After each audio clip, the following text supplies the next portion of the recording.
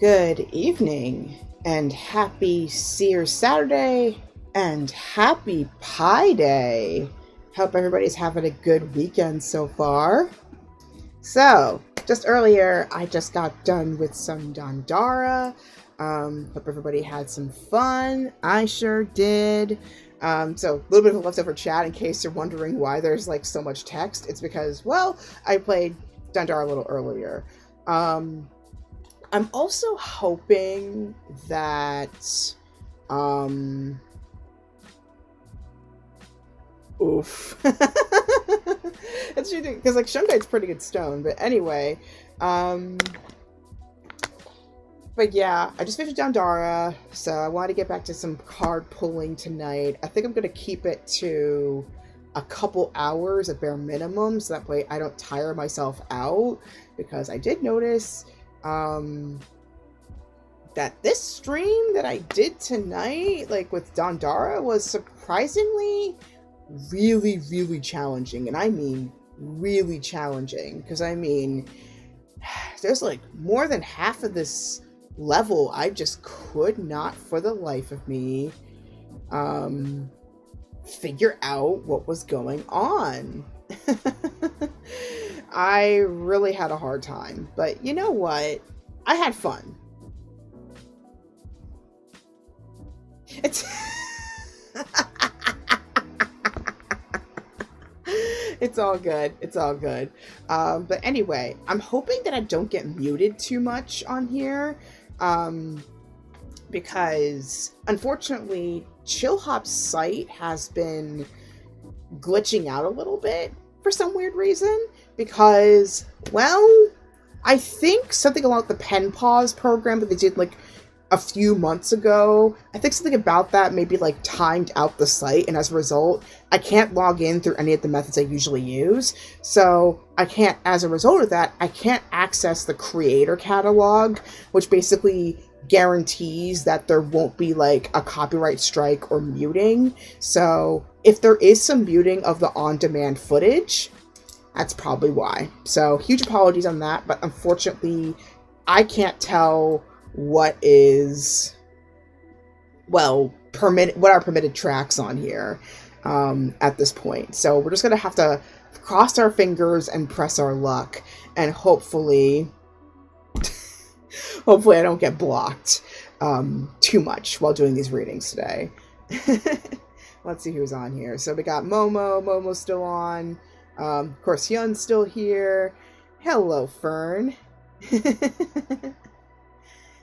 And I think I saw Tantalus Studios like a few moments earlier during the previous stream. But yeah.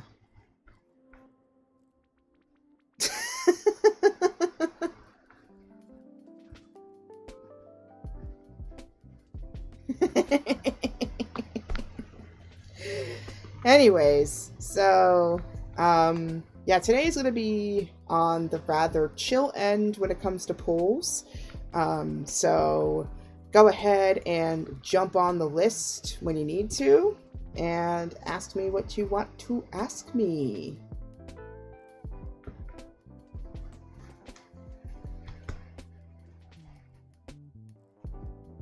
Alright.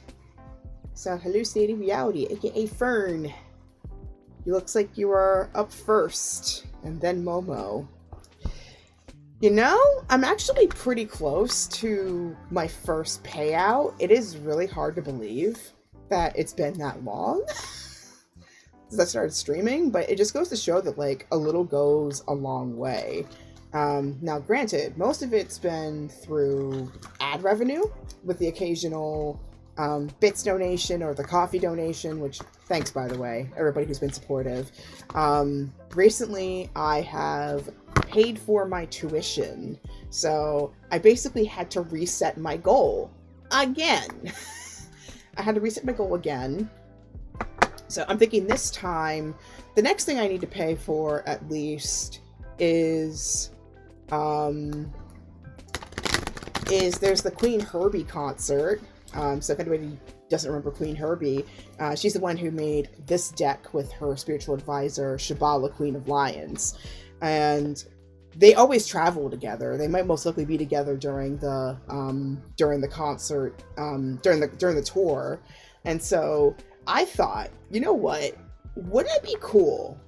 Seriously, wouldn't it be cool if I was able to tell them in person how much good use we've been getting out of these cards? Like, I would love to do that. And there's actually a VIP meet and greet section for the tour. I don't know if it's still up anymore, but I know at least for Philadelphia, unfortunately, that's not a thing anymore. That's sold out, I think. That or they probably haven't put up the listing for that because I knew people were going to go right on it. But no, but you know what? Knowing concert season, people have probably already purchased it. Yeah, let me double check.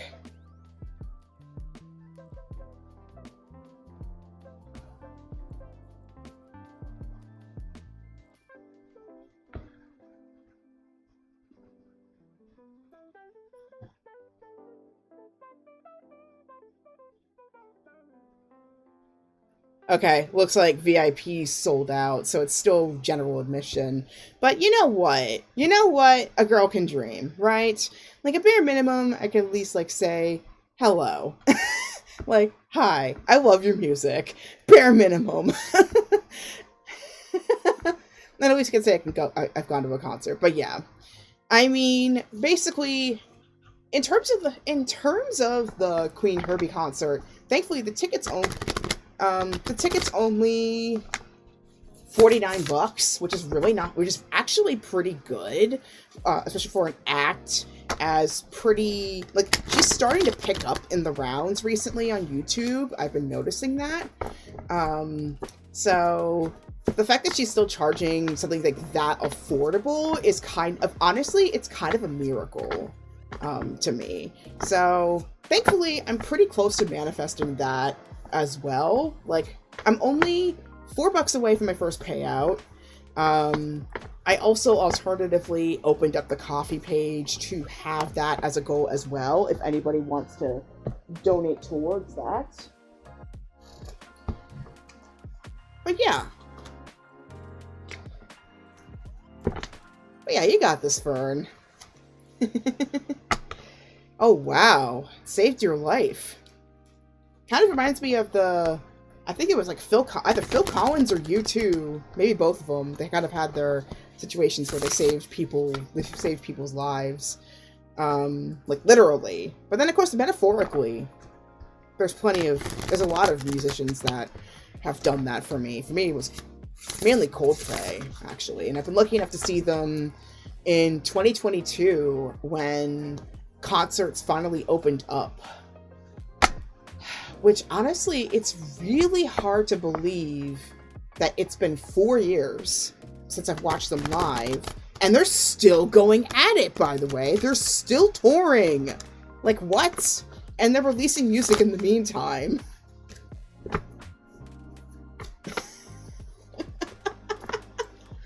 Like, they're still going around. I do.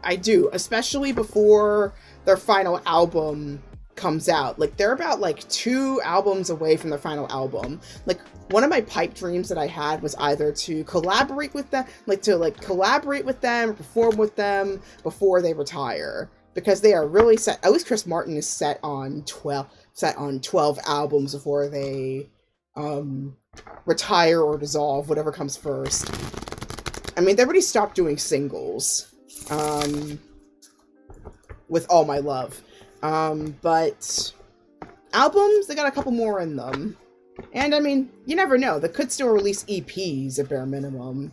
I mean, I don't think they're the type that would just, like, up and stop like that. I think they're going to keep going even after this, like, after their total is over, as Coldplay is over. For all I know. But yeah, for Fern, the question is, what cycles are you breaking? Let me go ahead and get my handy dandy spread book. Because I feel like pulling that out today. It's been a few weeks since we've actually seen it on camera. Oh my god! Me too! It's especially fun live. My number one favorite is Charlie Brown. Like, the music video kind of gave me like the first implication that like I have a feeling it's gonna sound good live. And when I finally saw it live during the Music of the Spheres tour, it did not disappoint. It did not disappoint. Like, if you're gonna go to a Coldplay concert, be prepared for a spiritual experience. Because you will leave changed. I'm not just saying that because I'm a fan. I am literally saying that because of the experience I had. I'll describe in just a moment, but for right now, I need to find my spread book. As you can tell, it's a very, very emphasis on chill stream right now. Okay.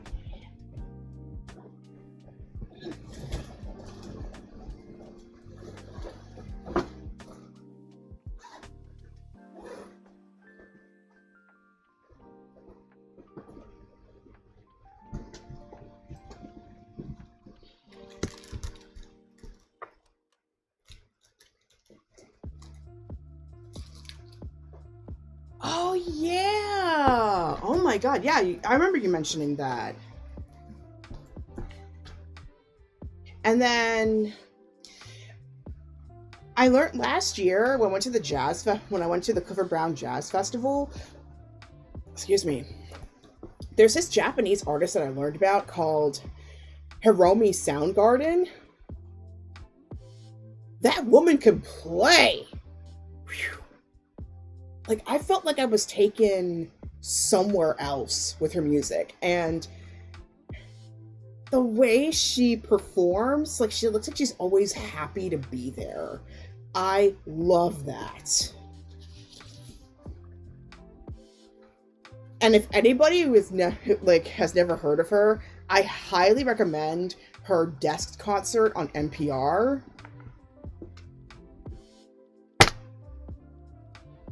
I was like, ma'am, where have you been?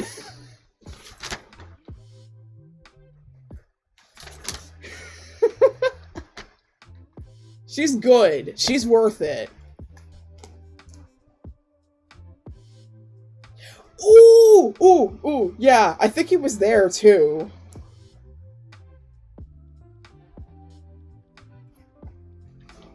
But yeah, Hiromi Soundgarden, she's good. She's really good. And then, Charlie Puth? I don't know how to pronounce his last name. He recently did a collaboration with Hikaru Utada with a new song that released, like, just a couple days ago. That's really good. I'm surprised. Because that's like a collaboration that I never expected, but I surprisingly enjoyed.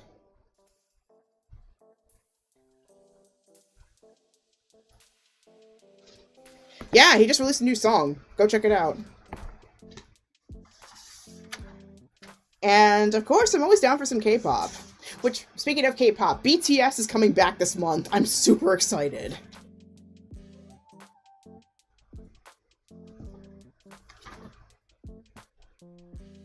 I've heard Dreamcatcher! I still need to listen to Dreamcatcher's music, but I've heard Dreamcatcher.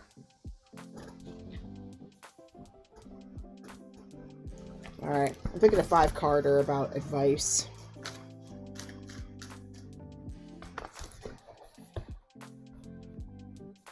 And then I recently learned about a Japanese group called 1 or 8, which apparently in Japanese, when they translated Japanese, it kind of is the equivalent of the American phrase all or nothing.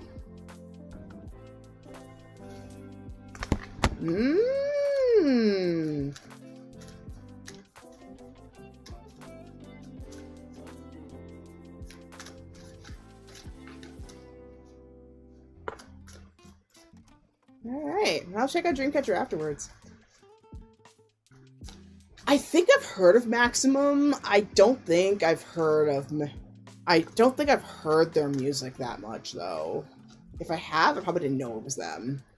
But one group that I got recommended back when I was in college was the group Radwimps.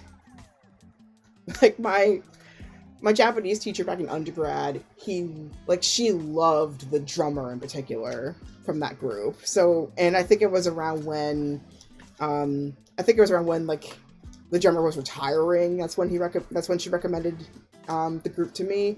And way back then, I had a radio show, so I played a lot of Radwimps during that period.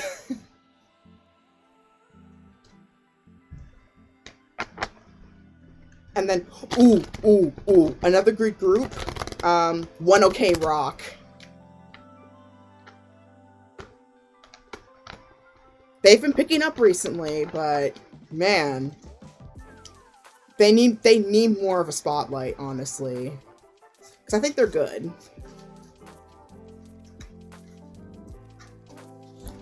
And of course, we got the classics like Larkin, CL, and X Japan.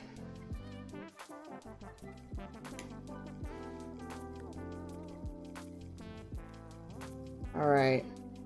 So, Fern, I'm going to pull for you a 5-card spread. I'm going to go Jungian on this one. Hope you don't mind.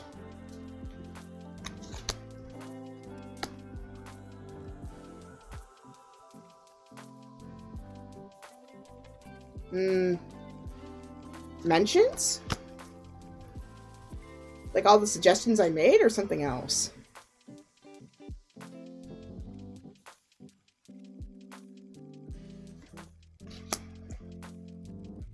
Ah, yeah, that's true. I need to start a music thread too, at some point, if I haven't already. Because I mean, I always do all these media recommendations, and yet I just never put them somewhere.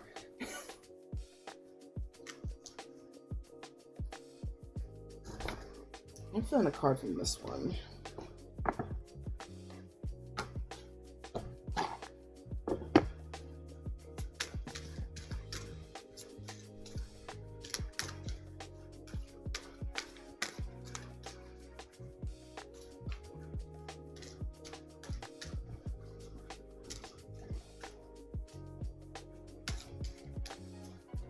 But yeah, I've always liked Carl Jung's, like, archetypal descriptions, even though I know some of it was more or less taken from his patient/protege, Sabina Spiraline. I don't know if you know the play and then later on film, Dangerous Method. Starring, like, the film at least starred Viggo Mortensen, Michael Fassbender, and Keira Knightley. But yeah, it started off as a play in the West End, and it talks about Jung, Freud, and Spiraline. It mostly covers back, like, when she was a patient of Jung's, but it does cover a little bit of her archetypal work as well.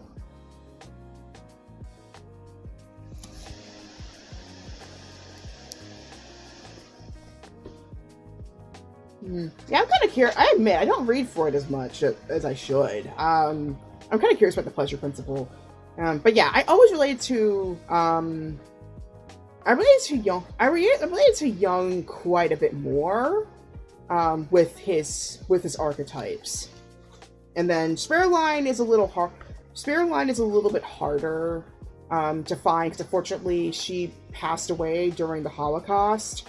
But the data's there. Like, her stuff's there.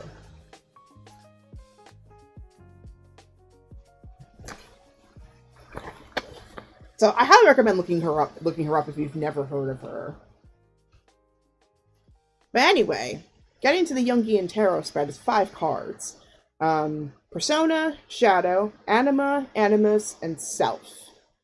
So the persona is the perception.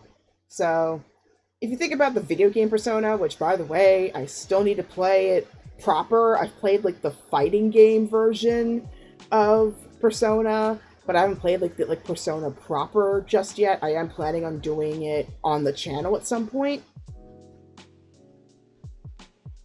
Persona's kind of like the perception, and then like the self is like the self underneath, or at least kind of I tend to look more at it as like a plural self, not so much a singular one, because we contain multitudes. Persona is what we try to like push in front of us, like what like our most idealized version we tend to push, or at least not necessarily like idealized, but like the things that we want to perceive in this moment. And I guess I'm kind of thinking about it based on your question about cycles you're breaking. And the first card I'm getting immediately is the Five of Pentacles. Let me zoom in for a moment. So I got the Five of Pentacles. And I'm feeling like with the Five of Pentacles, I'm feeling like the biggest aspects that you want to move on from, the cycle that you want to break is, well, I'm trying not to presume too much, of course, but the cycle that you most want to break is this feeling like you have to just keep chasing towards an impossible ideal or a distant possibility. Because whenever I see the Five of Pentacles, a lot of the time, I tend to look at it as like the Keep Up with the Joneses card, especially since there's like the hollowed marble carved out pentacle up top, but it feels kind of less colorful compared to the stained glass up here, where it feels like the goal is just so far away. And also, it kind of feels like the resources just aren't there. And I feel like one of the things that you're working on in this moment is to break that distance. That perceived, it's like, because ultimately it's a perception, not a reality.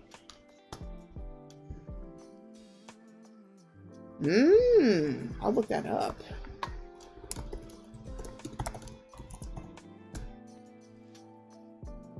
T.S. Eliot. Nice. But yeah, ultimately the distance is artificial. It doesn't have to be your reality. That's the thing that I'm getting from this card is you don't have to inherit that distance as a reality for you. So that's the number one thing that I'm getting from this. And the other thing is that there's always support to be found. Because, I mean, whenever I see the butterfly in particular, butterflies often remind me of divine support, be it from a loved one or someone from the divine or something else. So remember that you are always supported in some way. That is very, very important to remember when you are going through a journey like this. So it looks like we're about to get to an ad break. Didn't we just snooze that real quick? So we got about 5 minutes.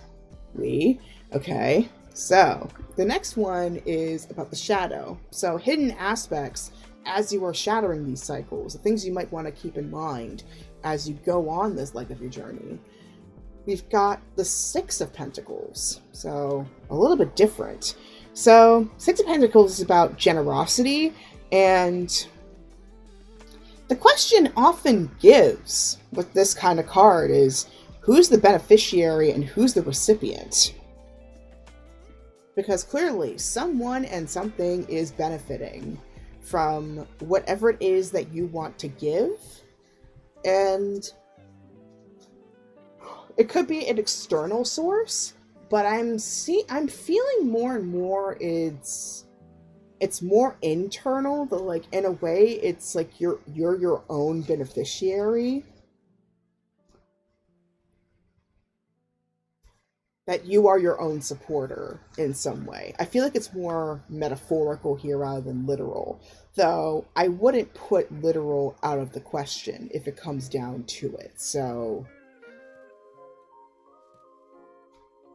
I say, the biggest way that you can start to break the cycle with a distance of resources is to not be afraid to get clear, get obvious about what it is that you want.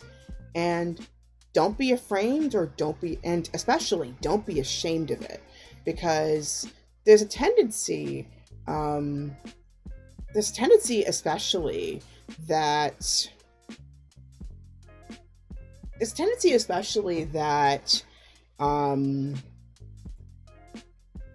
if it doesn't hit a virtuous or career end of things, that it's not a worthy cause to pursue, or it's not something worth doing. I disagree.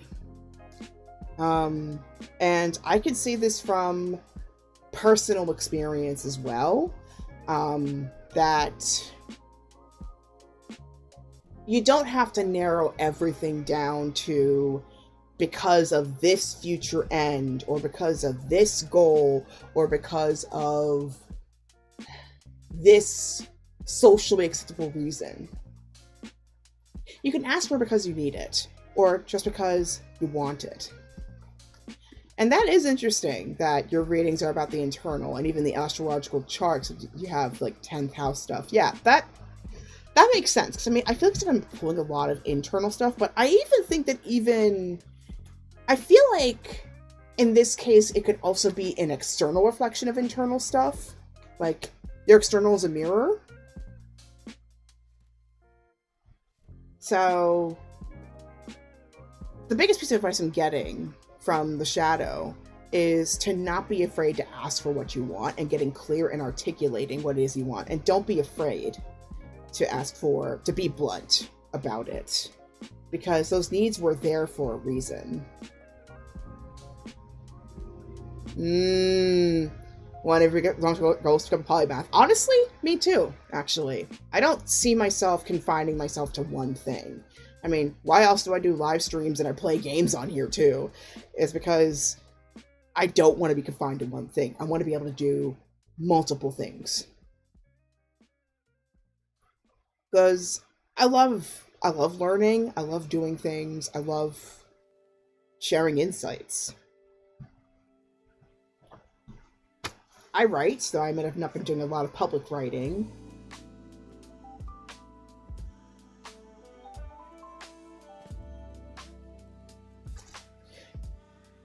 But yeah, those divergences, I don't think it's like a lack of focus. I think instead it's preparing you towards something much greater for your life. I think it's going to add up to something. You probably just don't know what it is just yet. And so that's where external support, and even articulated support, is going to come in very, very useful here. So I recommend taking some time, if you're able to, and articulating areas where you feel like as if you need the most support, or where you want to shift the most, because sometimes the answer might be in front of you if you state out what it is you're frustrated with. And you might find the answer to be like right in front of you. That's what I found earlier today when I did some journaling. Earlier in the day, I wrote down my 4 struggles, and I realized, like, gosh, the answer was literally right there. I just needed to take a few minutes and actually reflect on that. So we're about to go into an ad break real quick, but let me go to the 3rd card, which is about the divine feminine happiness, the anima. And in terms of shattering the cycles of getting stuck, we got the moon. So the biggest thing about the moon is awareness of illusion And I'm also thinking about like astrologically, because like the moon in astrology often presents like the true emotional self underneath the sun sign. It's like the sun, it's like your persona. It's the first perception you get. And then the moon is where your emotional core resides. Like what people find out after a while of seeing you, after a while of talking with you. Exactly. So like what's going on underneath the surface. So I got a few more seconds. So at least like I will give myself a bit more time to meditate on this card and the overall picture of this question, and then we'll get back to it. So stay tuned, everybody. And that goes for my YouTube peeps as well. So we're going to take a little bit of a calming break, and we shall be back. So please enjoy the chill hop while we wait for this break to be over.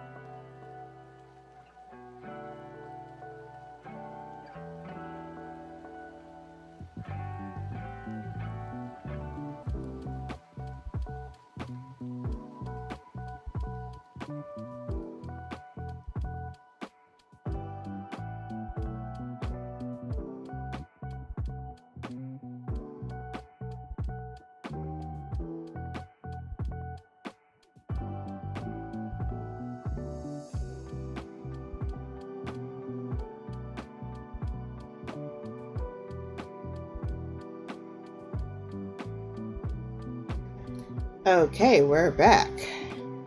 Thank you so much for your patience. So anyway, getting back to the reading here. So we got to the moon here. So I thought about it astrologically. And then in terms of the traditional meaning as well, it tends to talk about illusions as well as fantasy. And considering it's hitting the divine feminine and the happiness aspect of Jungian psychology, I'm feeling like, oh, so in jail. Whoops. Okay. No problem. My bad.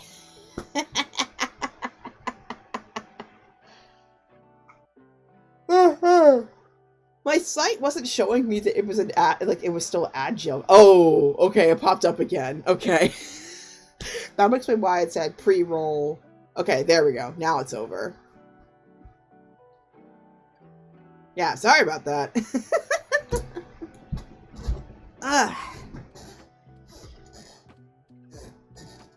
Yeah, it seems like the notifications are not doing what they're supposed to do. So, huge apologies for that. But anyway, as I was saying, the moon, we talked about it in terms of like astrological stuff with like the emotions and how you know somebody after a bit of time, like going deeper. And then in terms of like tarot, the moon can also cover fantasies and illusions, and considering the position that it's in with the anima, I feel like it's a call for you to explore your dreams again. If you've been having to put them aside for whatever reason, whether it's naysayers, disbelief, or practicalities, or even a buffer from heartbreak, this is a time to start exploring them again. Write down what they have been like, especially the ones you get when you sleep, which is kind of funny considering that I forget if it was yesterday or even today is also International Sleep Day. Like making sure you get, so make sure you get plenty of rest. But yeah, note down what your dreams are, because they can tell you a lot. You could even make it a little bit of an experiment where this is a technique that I learned from Nikki Sleeth. I forgot her middle name.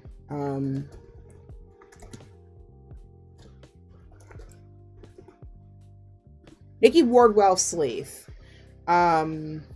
She taught me this technique during the Between the Worlds conference in Sacred Space, about writing out a question before you go to bed, and then you might be able to dream up the answer, whether it's at night or even when you allow yourself to daydream a little bit, or taking on a shamanic journey, which usually involves a rhythmic drum. Like, you get a consistent beat that kind of puts you into a state of trance where you're able to see what messages you need to see, and then you come back out and then you write down what it is you saw. Interesting. Yeah, if you can, note down the emotions you felt as well. Like the sensations, etc. Like get as much detail as you can down.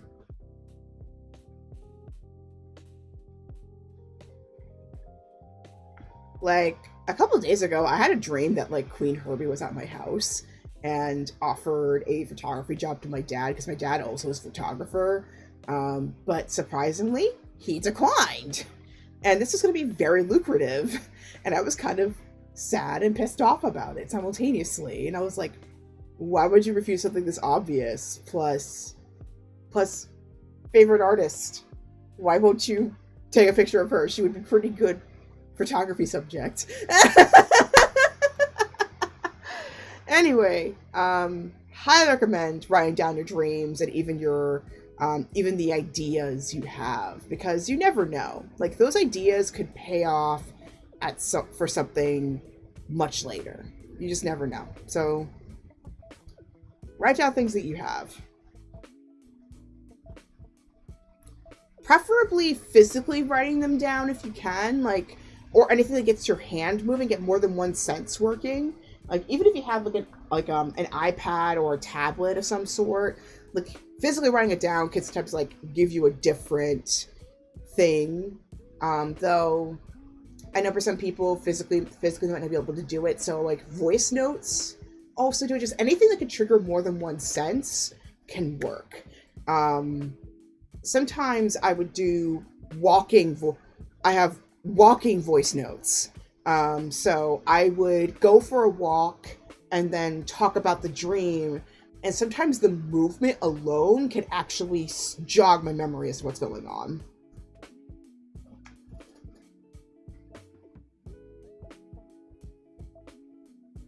So, yeah. Highly recommend, if you can, activate more than one sense. If you're going to do this. Not if, but when you want to do it.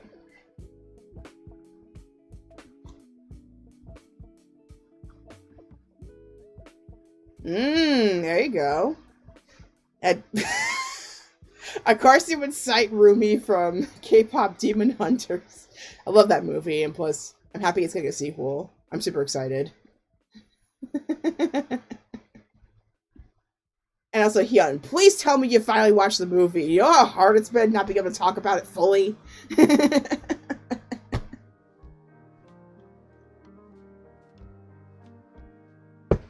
Bruh!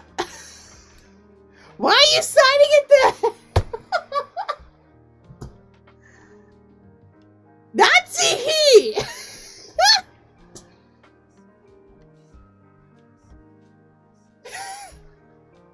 Okay, please. Okay, how many of y'all, besides Fern, how many of y'all have watched K-pop Demon Hunters?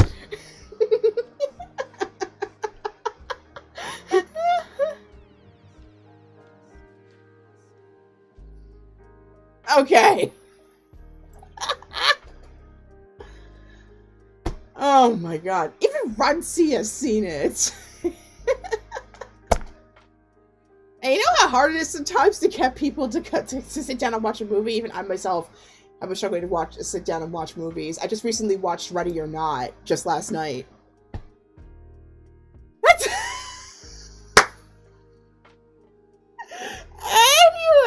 Anyway.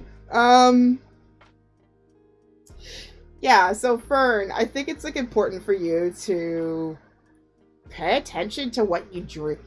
Pay attention to what you dream about, whether it's daydreams or nighttime, and even playing with it, even playing with working with your dreams, be it lucidity or something else entirely.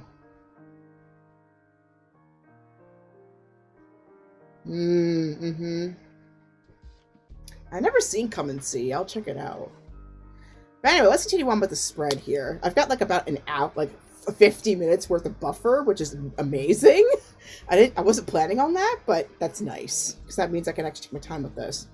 So, next one's about the animus, which is about the divine masculine as well as drives and desires. And we've got the Three of Swords. So, I know Three of Swords tends to be the calling card for heartbreak, because I mean, if anybody knows the film The Love Witch, which I still enjoy, even though Anna Biller recently has come out with some pretty problematic views. So no frith with turfs. So if you are gonna watch this movie, try to go free if you can. But yeah, yeah, with the Three of Swords, yeah, it could, like in this case when it comes to the animus, yeah, it really is kind of a case of I didn't choose to suffer; the suffering kind of chose me in this case. But I feel like heartbreak isn't necessarily inevitable. I feel like the breaking of cycles is in a way mending the heartbreak that's already been there.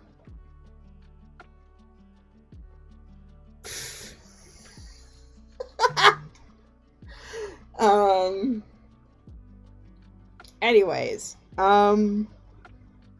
Three of Swords. Yeah, you're gonna there's some things you might come across in terms of heartbreak that I feel like mostly you've mended before, but it just needed a proper mend, not the stopgap measures that you might have had to push through until this point.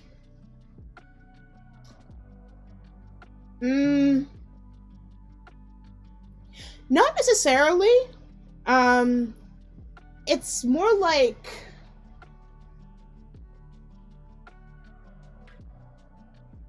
unless you've been saying, like, I've personally run out of Sailor V's. Like, I ran out of, like, basically your equivalent of F's to give. Which, yeah, true. It could be that. But in terms of, like, personal Sailor V's, like, not necessarily. I think it's more so trying to use the Sailor V's in an appropriate time. And most of the Sailor V's have kind of been a stopgap measure and not an actual let's take care of this before it gets worse.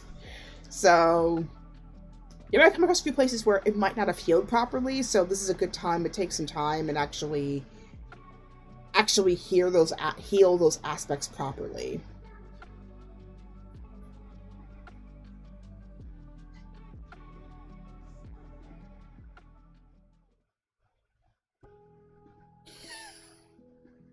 Merciful Doctor Who reference. Anyway, I feel like for the Animus, there is a drive to be able to... There's a drive to be able to move forward with this heartbreak. And I'm feeling like we need a little bit of clarification here, because I am kind of a bit stuck as to how else to explain this. So let me get another one here.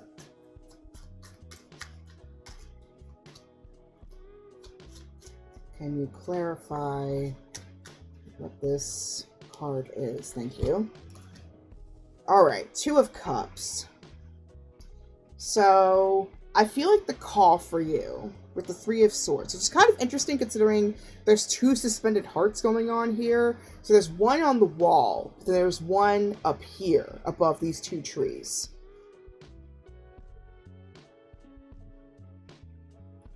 So I'm feeling like to nurture the drive to be able to finally mend those heartbreaks that might have been roughly patched over, I feel like you need to give yourself a chance to, not chance, but take some time to remember the moments you felt the most nourished, especially when in harmony with others. So I feel like this is the externalizing that I was trying to explain with the Six of Pentacles, but I just couldn't really see how.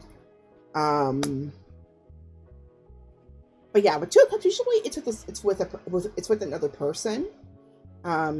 Usually like a partner of some sort, but obviously not limited to romantic partners. It could be with friendships as well. But yeah, I'm feeling like recalling where you felt the most supported can be a great way to start mending those breaks that might not have been properly mended to end the cycle of hurting, of continuing to hurt yourself.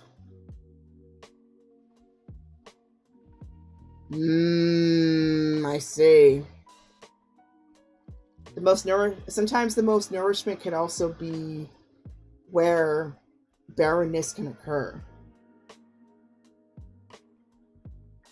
I see. So that does explain the heartbreak there.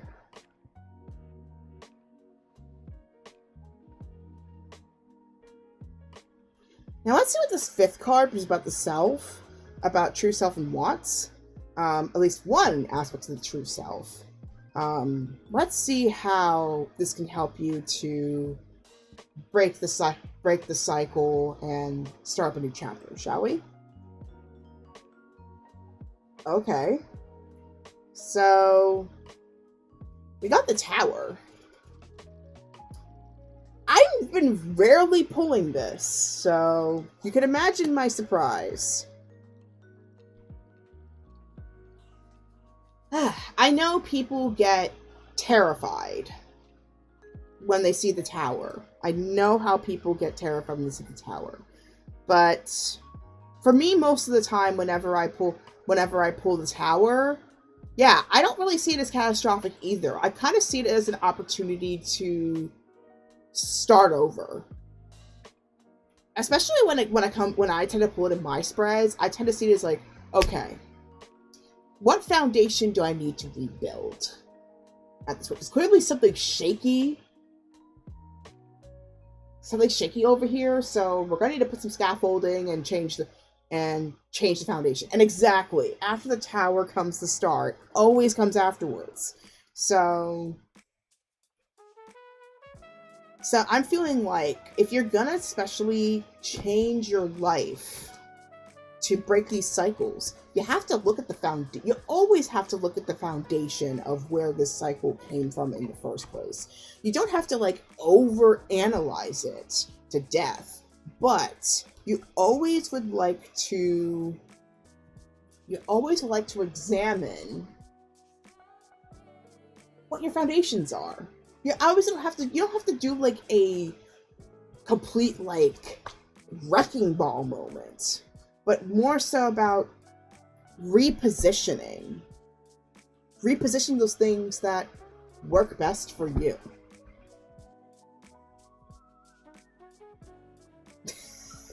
That's fair. That is totally fair. So I put a couple of cards from the Earth Oracle. So let's see what else that I can tell you here. Because I mean, breaking cycles, it can be very tough work. And so I feel like I want you to at least walk away with something that you can actually act upon. Excuse me. So the first card that I got for you here is Dawn New Beginnings. And here's the meaning of it. When you witness the initial stages of dawn without the benefit of a clock or other timepiece, for a while you may not be able to discern whether the sky is really lightening. The stars remain visible and the shadows of the night still shape the landscape. It is that way with any beginning. It is difficult to tell where the old ends and the new begins. Gradually, however, it becomes clear to your senses that the light is definitely increasing, and as you continue to observe, the world slowly wakes up, accompanied by all the sounds, smells, and freshness associated with it. Soon, the first glimmer of the sun shows. A new day has begun. This is a time to say farewell to the old and honor the new by releasing any self-imposed constraints or resistance to the truth that you know. This is your chance to develop that project you've been thinking about, embark on that adventure you have dreamed of going on, and take risks in initiating what your intuitive self has been telling you to do. As this prospect becomes increasingly visible and real, doubts and uncertainties may arise, but rest assured, just as dawn inevitably turns into day, by heeding your inner guidance, you will succeed.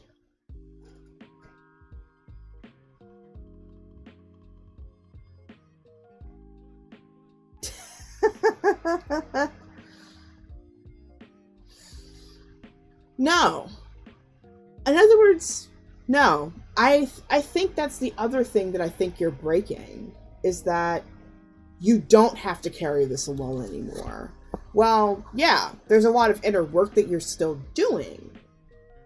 You don't have to carry it alone, as I saw again with the Six of Pentacles and the Two of Cups that I got as a supplement for the Animus.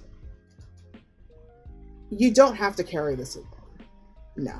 You're not destined to carry that alone. No. I don't think, contrary to how Western society tends to treat spirituality as a very individualistic thing,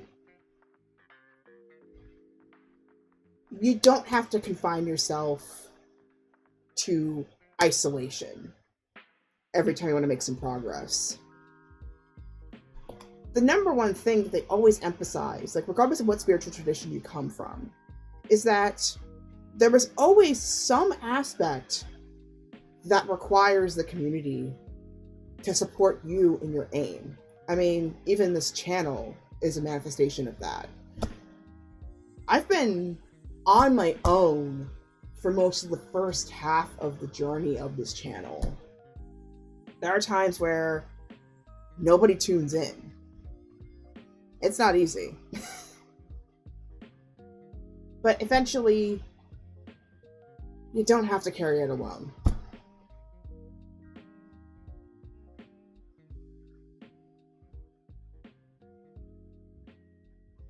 In a lot of ways, we're not really alone here. Like, even if you're not talking about, like, even if you're going beyond deities, because I do understand there's some, like, there are some atheists in the audience too, so I gotta honor that. Even if you're looking at it in terms of aspects, the aspects within yourself, you're not alone in that either. Because, again, we contain multitudes here. We've got so many aspects to ourselves. This is just one that we're exploring in this dynamic. And yeah, Vedic astrology, I have so much more that I gotta learn about it, because I admit the terminology throws me off, but the mythological breakdown makes some sense.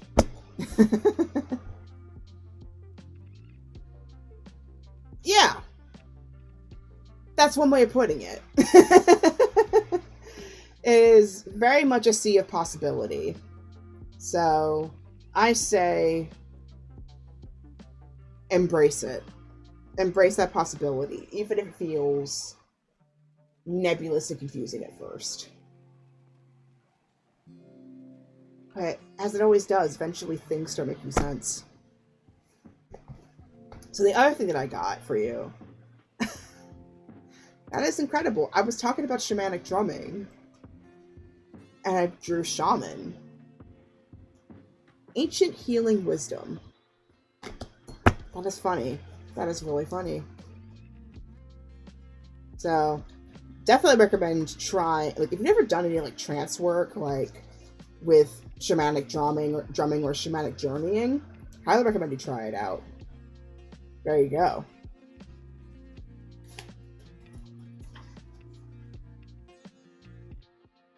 But yeah,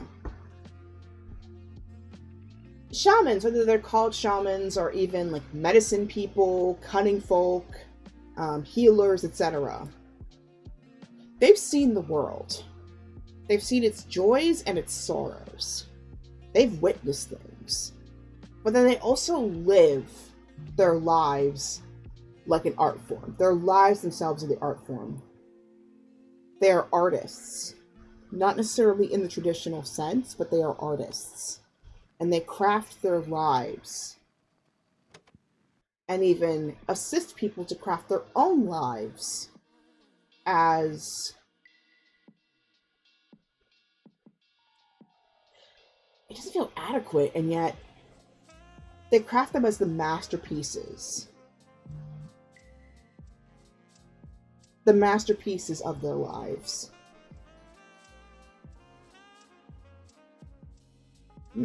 Giovanni's Island. I've heard of Giovanni's Room. But not Giovanni's Island, no.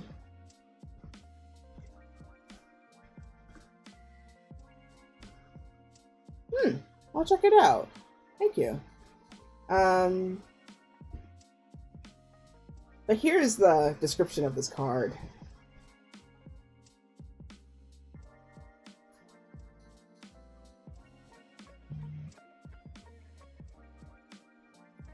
Illnesses, whether physical, emotional, or psychological, stem from the illness of spirit. Maybe due to soul loss, psychic intrusions, ancestral karma, or any other spiritual causes that could be contributing to the manifest condition for which you seek help. I mean, I also would say with that as well, please make sure you rule out the physical causes too, because you never know. Anyway, whatever other methodologies or remedies you pursue, whether allopathic, alternative, or a combination, let the healing of your spirit be your priority. Know that the deepest wound is the illusion of being separate from Source, God, Great Spirit, or whatever name you give the Creator. It's a trick of the mind that creates this sense of separation. This is a time for deep healing, starting with your relationship with Spirit. Call upon your spirit guides and ancestors to help you with any emotional, mental, or physical healing that you need. Call upon your Creator to assist you in mending any rift in your relationship with Spirit. Choose thoughts that support wholeness and well-being. Allow any darker thoughts or shadows to appear as well, but simply observe them as they arise in consciousness, then dissolve. See yourself as healed, whole, and complete, and it shall be. And actually, that part where it says the great illusion is the separation between you and spirit. That just made me think about the first card that we pulled here for tonight. This one. The illusion is you can't reach this. Because you absolutely can. It just doesn't have to be what society tends to prescribe it to be.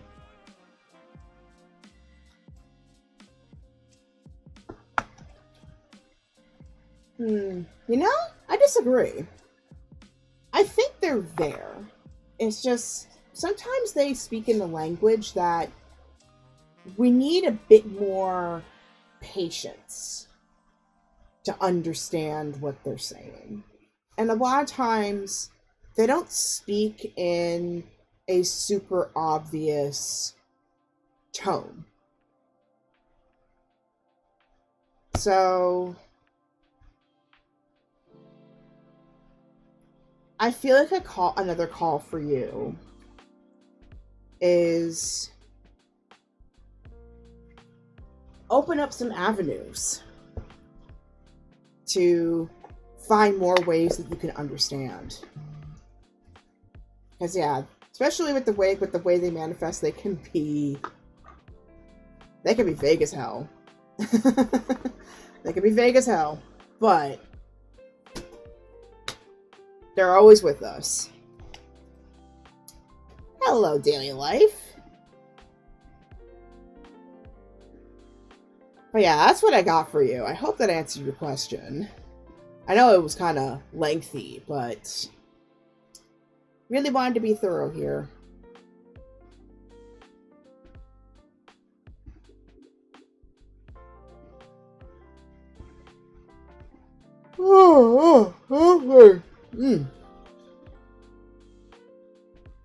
You're welcome. Okay, so Momo, you are up next, my friend. What is your question?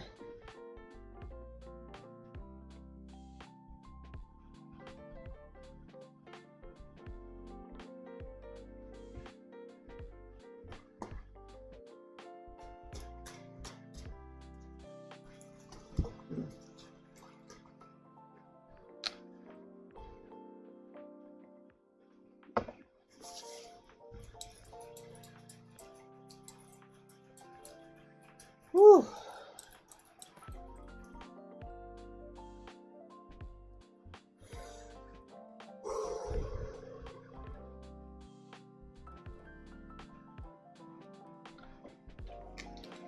All right. What guides had to say to you? All right.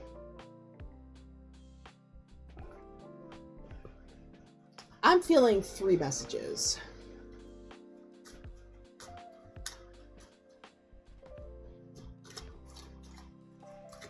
I say 3 messages and it turns into maybe like an essay for all I know. Knowing me.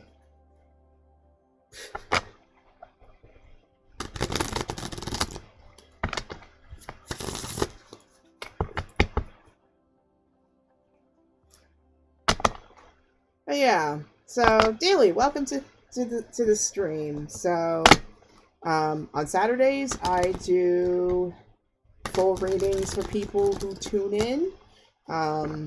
Whether you're a poor nerd or a rich nerd, you're always welcome at my table. So you can ask a question in a couple ways. You can either ask it in the chat, or you can ask it in my Discord server, which is linked in my profile. The only stipulations that I pretty much have is I don't really do predictive yes or no questions, and I don't do third-party surveillance. Is someone interested in me? Is someone cheating on me? That kind of stuff. Not into that. The most I could do is in terms of relationships is vibes. But especially if you're already in a relationship with someone, be it a friendship, romantic, or otherwise, I could tell you about the vibes and in terms of how to improved the situation. And then like my mods and my mod, as well as some of the audience, can also tell you like other questions I tend to answer as well. But yeah, I love to give practical advice. I also like I've been exploring recently a lot of Akashic stuff. I've only recently started doing it, like over the past month and a half, and I've been really enjoying those. Some like past life and cycle breaking stuff, I've been really enjoying those as well. So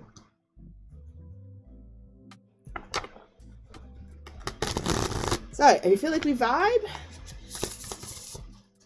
feel free to ask away. If you're still trying to get to know me, that's fine too. I'm about to pull for someone else.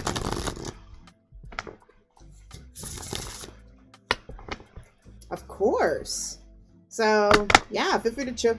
If you just feel like lurking too, that is totally fine as well. I've had a lot of lurkers, so totally get it. Because sometimes like trying to come up with a tarot question could be a lot. I also do Oracle too.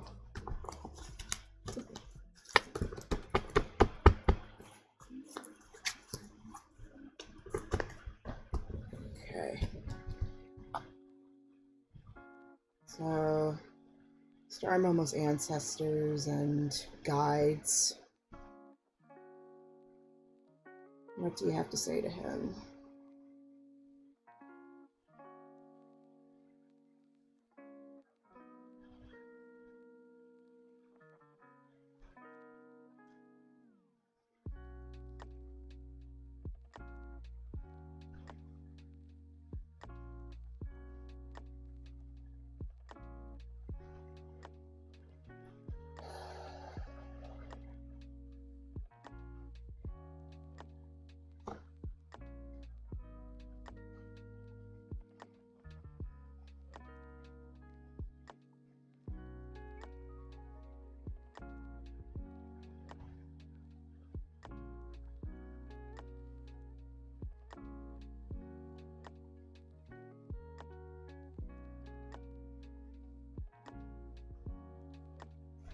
Okay. Alright, gotta take his ad break now, and then we'll get started.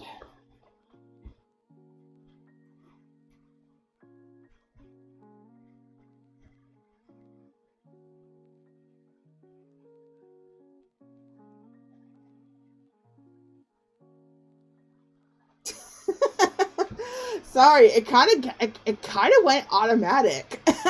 I just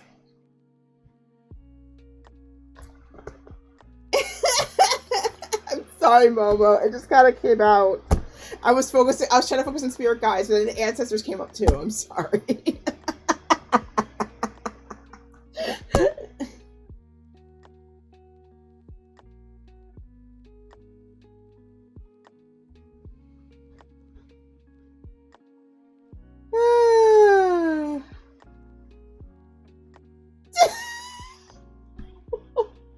Also, thanks for gifting a tier 1 sub to Fern. Really appreciate that. And that makes it 5 subs. That is really hard to believe, honestly.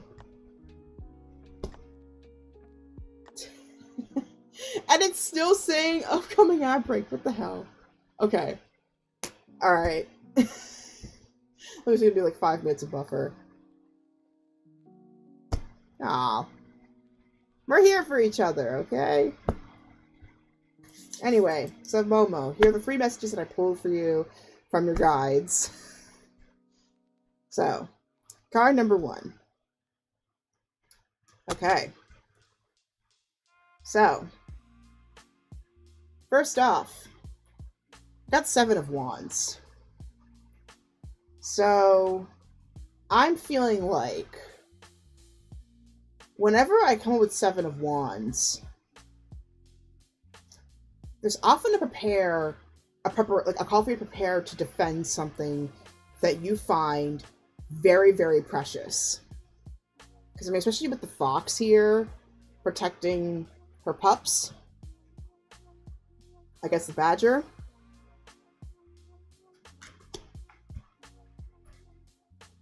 Yeah, I'm feeling like is a call for you to start defending something that's very precious to you.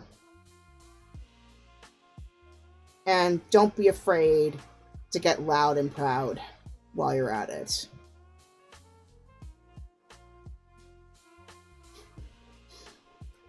Hmm. Yeah, I don't know why I wasn't able to get much else. I mean, that's like the most straightforward thing. It's like it's a call for you to like start preparing to defend yourself. Oh, you got a new deck? That's nice. Hmm. But yeah, even the book says as much.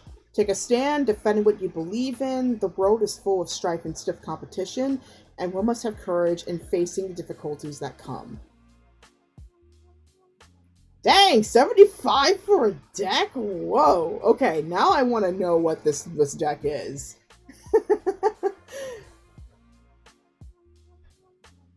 Oh, I do not remember decks being that expensive. Okay, I'll take a look later. Yeah, let's give it a go. Let's give it a test run. Let's give it a spin. But yeah, I'm feeling first off, Momo. Um,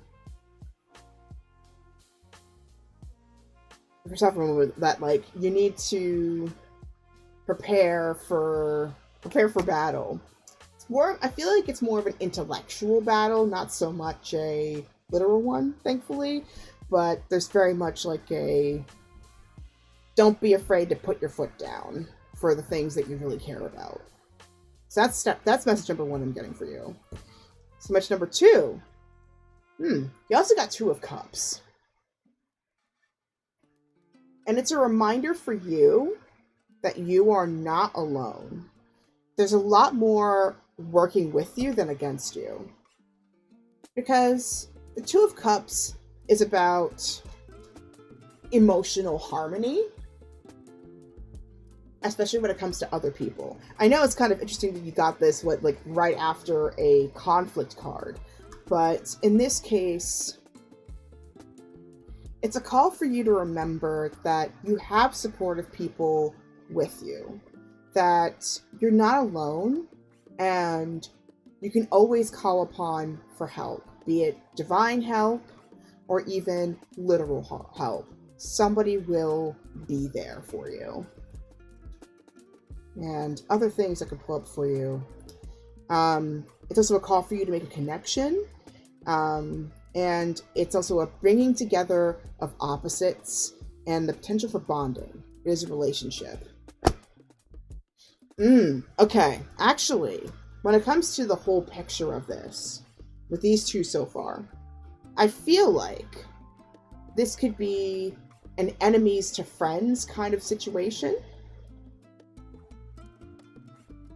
That if you manage to play your cards right when it comes to a possible confrontation, it could actually convert into a relationship that is much deeper than it seems. That's one way of looking at it. Another way you could look at it is,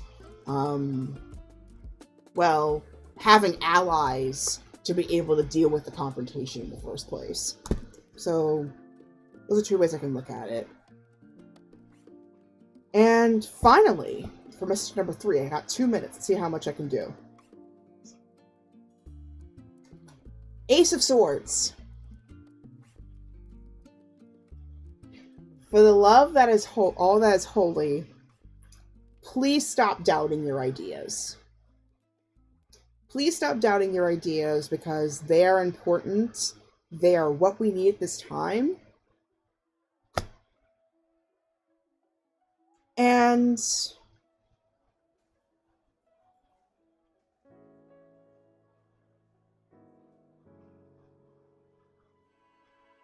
yeah, just don't be ashamed of them because they came to you for a reason. So allow yourself to express those ideas. Okay? There's some stuff coming up where those ideas are going to be needed. And you are definitely gonna need to defend them. Defend those ideas because they are precious. Now I see why that's there. And there are gonna be people and things to support those ideas to come to fruition. And most importantly, be honest with yourself. With what you need, what you want, what you feel like doing. Because that truth will set you free.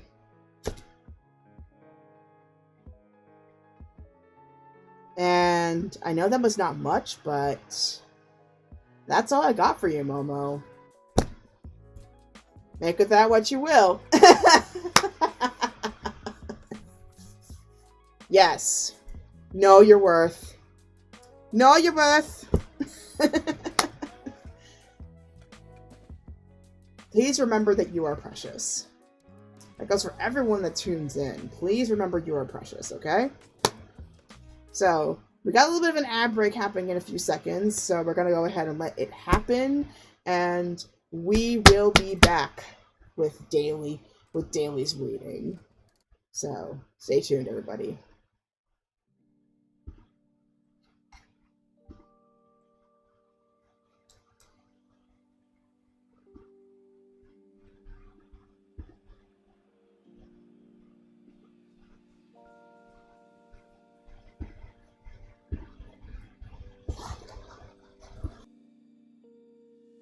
Also, for those who are still online, can y'all tell me when the ad breaks? Because my Twitch has not been the best to notify me when the ad breaks end. You're welcome, Momo. I love doing these. No ad yet, got it. Okay, just let me know when it pops up. Because, like, it said there was going to be an ad break. Because I can never tell. Yeah, those who see them, let me know. Because, like, I could have sworn I saw something that said there was an ad break coming up. Yep, there it is. Okay, it's happening now.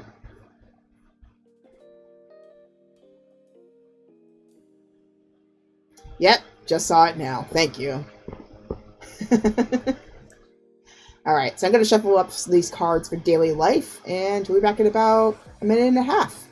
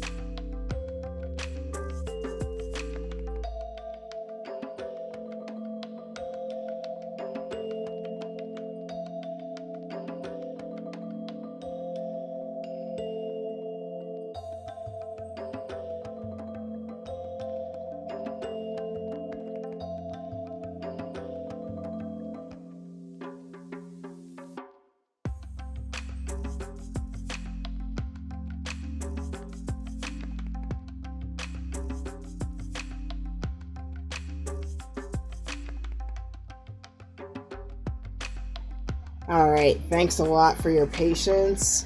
Now I just realized that because I'm using like my Apple Music subscription, I just realized like a big mistake that might come to bite me later with the replay, which is I keep forgetting that like the shuffle more often than not includes artists that are not chill hop artists. So unfortunately, if you are gonna watch this back, there might be some sections that get muted. So thankfully I get the whole I can get like the whole original thing downloaded. So if anyone wants me to like play it again for you guys, I can totally do it. I could totally do it for you guys if you need me to like pull it out again.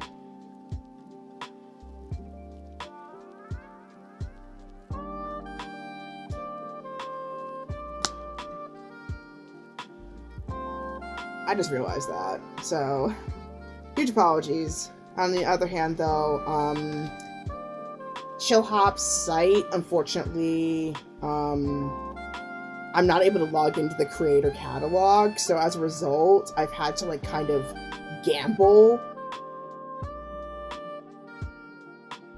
It's not really, well, okay, yeah. For, whatchamacallit?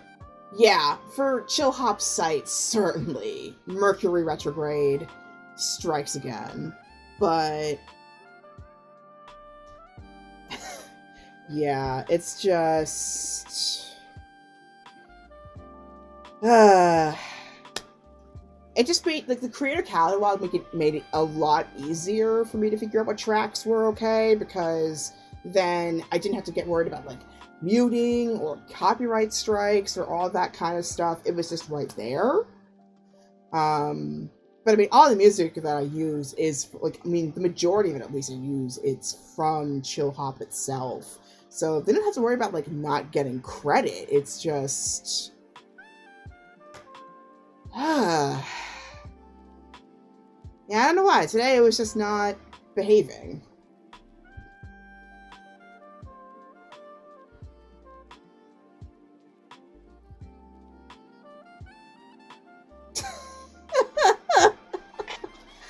Anyway, so this is Daly's first reading on the channel. Welcome, welcome.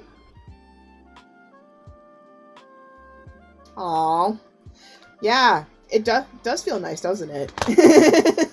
I totally get it, though. I mean, my Twitch is attached to Prime, so it comes with a free sub per month, and it's just nice to be able to, like, watch a live stream uninterrupted with whoever I choose for the month. It's great. So I totally feel you, Fern. Anyway, this is Daly's reading. So this is about the vibe of the relationship with Gavin, and I got one card that jumped out during my shuffle that I think is important for you to know. And I'm happy to say it's a really good one. So I got for you the Four of Wands that jumped out. And the Four of Wands is a very, very good card because Four of Wands, especially with the way they illustrated this here, it means victory. It means success. Like, things are really looking up. You have to, I mean, granted, you have to work to maintain the prosperity and success. But it also means that there's this harmony that can be achieved in this relationship. If you put it on its right footing. So, yeah, this card is about prosperity. So, clearly already, since this jumped out when I was shuffling, it's already I feel like it's already a good foundation to start off with in this relationship. So, it feels very promising to me. So I've got two cards for you here, and I decided to go with a little bit of a new 3-card spread where one talks about, one talks about you, one talks about Gavin, and one talks about where you can bridge in the middle. So for you, ooh, I really get this one. It's one of my favorites in this deck. This one is the Six of Cups. It's one of my favorite cards in this deck. If you're curious about it, it's called the Shadowscapes Tarot by Stephanie Poymoon Law. And I really like this deck because it has a lot of abstract imagery. Not abstract, but like a lot of dynamic imagery that like you can focus on like one aspect of the card and give it like and get a lot of messages from it. Like, it's very good if you want to do like more intuitive stuff. And my favorite part about this card, it very much has this childhood innocence and whimsy to it, because besides there being toys at the tea set, there's also fairies, like spiritual beings. And so there's very much this childlike whimsy that I feel like you bring to the table. There's a bit of an adventurous and creative spark in you that I feel like this relationship can really nurture when given the right space. So let me see what else we got here. It's also a reminder of childhood innocence, good intentions, noble impulses, simple joys and pleasures. So I feel like it's important to indulge in those for yourself, like indulge in the simple pleasures, and then also give yourself a chance to share them with Gavin too. And it's okay to be vulnerable, because that vulnerability is where our strength and our growth comes from when it comes to these relationships. So for Gavin, ooh, okay, so we also got some cups here. So we got the Eight of Cups for him. And the Eight of Cups, I look at it as the emotional depth card, where you emotionally dive deep to go, what's underneath the surface? And I feel like, excuse me. I feel like for Gavin, he's not afraid to go deep. He's not afraid to go either intellectually deep or emotionally deep. He's not afraid to do that, from what I can tell from this card.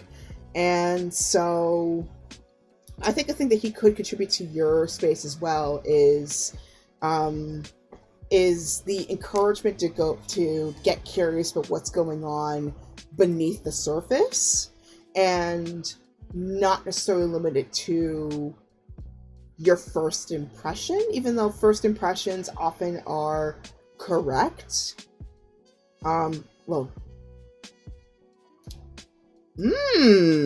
Okay. He's on point to discuss serious stuff, alright. But yeah, like, I feel like, yeah, granted, it's like there's still like the first impressions that definitely you should take seriously. But I think also what drives those first impressions can be just as interesting of an exploration, and I think you should be really good at exploring that too. So I'm feeling like this is a really good time for me to explore the third thing, which is what bridges you two, and what are things that could help improve the connection as well. And we got the Page of Cups. Sorry, not Page of Cups. Page of Wands. There we go. So we got some wands. We've got some wands energy going on. So clearly, there's a mutual passion between you two that definitely needs to be nurtured. Page of Wands I often associate with creativity, because, well, this character is playing a pretty dynamic stringed instrument. So a devotion to a craft or a shared activity can be a great way to continue to nurture this connection.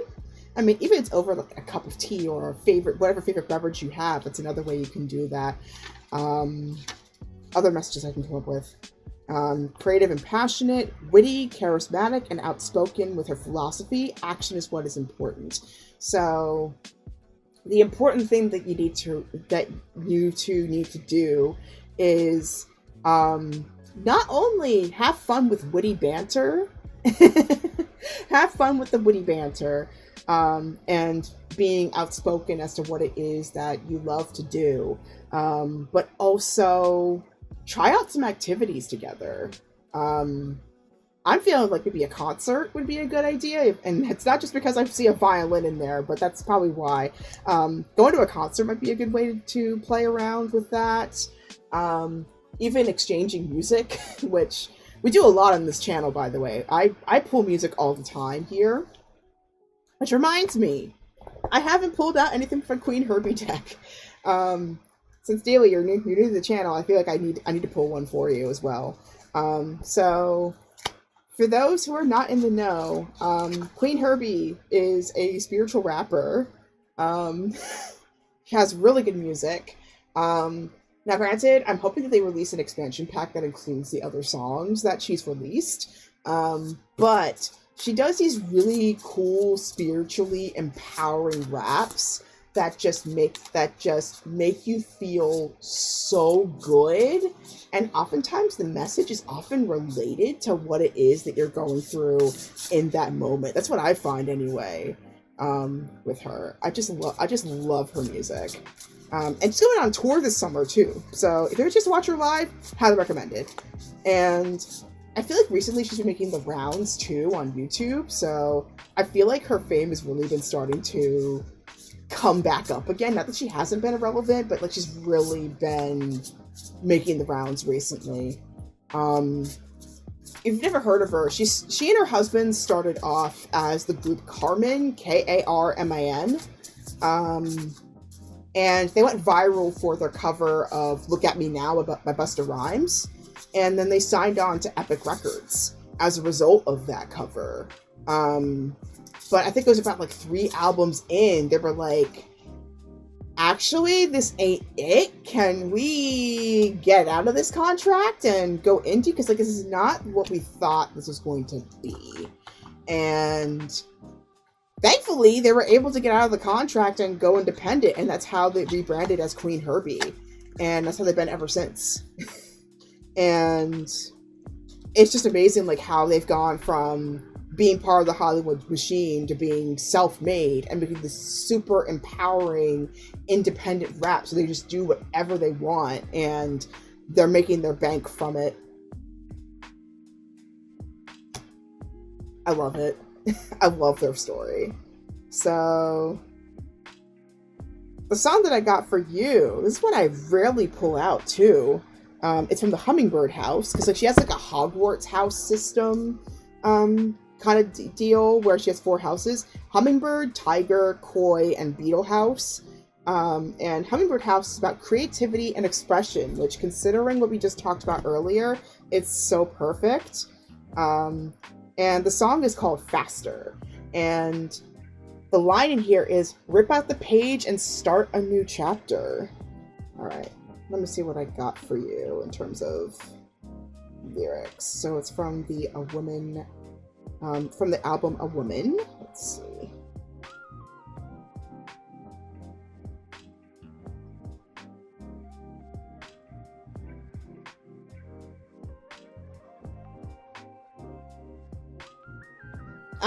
Oh, so you're a playwright. That's cool. Yeah, I feel like if anything, this might be your approach for your work too. There's a couple of lines in here. There's a few lines in here in the middle that say, I do what I want, but do you know what that means? Got a new attitude and my grind consistently. Discipline, paid my dues, and upgrade my system speed. Always looking for ways to be a better human being. But yeah, I love theater. I love theater so much. But yeah, I mean, a lot of times when people talk about, like, with artists, we talk about paying our dues to our art. And so I feel like in a way, this is kind of an anthem of paying your dues to your art. And I feel like it's important to help, like it's very important when you're going through a process like playwriting or even making these really valuable relationships like you have with Gavin, to basically take some time to unpack what needs to be lightened, like to unburden the load, so that way you can get going on this path faster. Not in a rush, but certainly to streamline the process. And if you feel stuck, if you feel like you're not going anywhere, rip out the page, start a new chapter.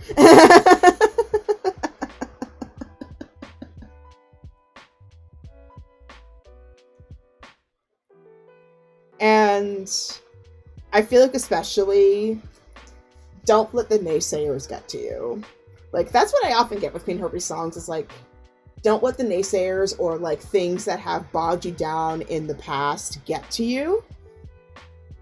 Let yourself live your life. What? Bruh, do not worry about them. They've got their lives. You got yours, okay? And this Gavin person, whoever it is, clearly, this Gavin is a very wonderful person. And I think you should continue your relationship with them. This is clearly something that you should put your work into as well.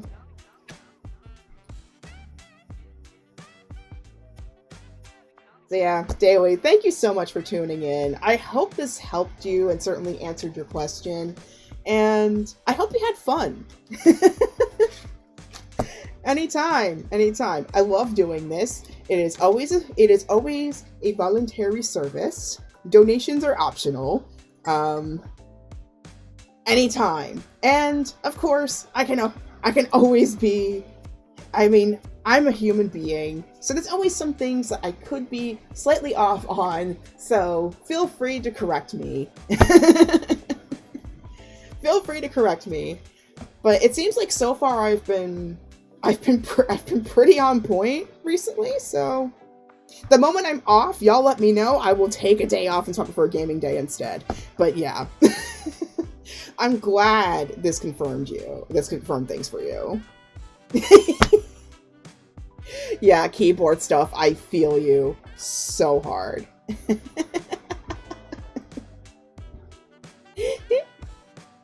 Anytime. I'm so happy. Anytime you happen to see me live, feel free to tune in. I do gaming stuff as well. So if you want a little bit of variety in your life, feel free to come back. That's what editing's for. That is what editing's for, okay? That's what editing's for. And then tomorrow I do a forecast, Oracle forecast kind of deal. So basically I just started doing it just last week. So basically I do a card pool. I do card pools for Monday through Friday. So if you want things to meditate upon during the week, that's a good time to tune in. Or just even jumping on the video, like jumping on the replay afterwards. It's a really good thing. So far, I've been following, I don't do things that I don't do myself. And I have to say, like, the things I pulled for this week really were eye-opening. Like, I really thought about stuff, and I feel like a lot of events even were very relevant to what I was pulling. So, as you can probably see, I sometimes surprise myself when I do these pulls, because like sometimes I don't know how keen my skills can get until somebody tells me. And typos, goodness gracious, I do typos all the time. That's why I edit. I edit and then I edit again.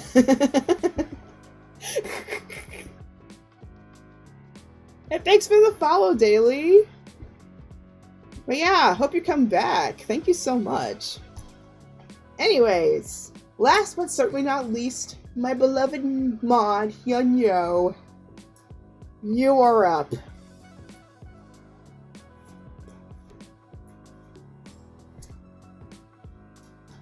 Bye, Daily. Have a good night. Alright, what can you expect come the spring equinox. Alright.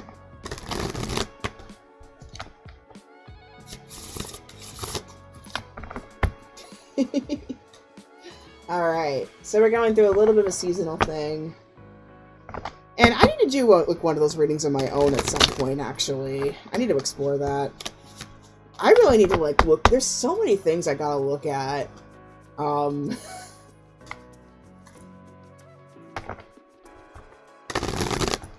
then I also gotta figure out what in the world am I doing for St. Patrick's Day this year. And Ostara. So at least I have like a little bit of like, at least like you're an hour sooner than usual. So at least I don't have to. It's like I'm not stressing out too much about starting late, but at the same time though, I still like to start a little early if I can. Oh. Honestly, it makes more sense that they should turn the clocks during the spring equinox, because I'm not gonna lie, like, it's just like when the clock turns, at least here in the States, it feels like the season has turned, even though it really hasn't. Like, the first... Okay, last Sunday in March. Okay, that makes more sense. But yeah, like, the past 2 days after Daylight Savings Time, it was warm. And then, like, the 2-3 days after Daylight Savings Time, it was warm. And then Thursday, boom! Winter weather again. Winter weather again. It was snowing with a rain mix. Like, why? I'm done with the cold weather. I'm so done.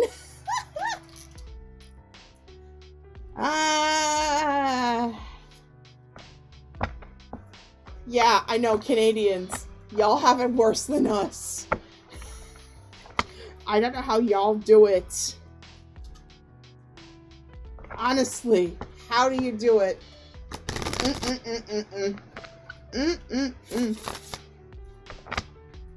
How do y'all do it?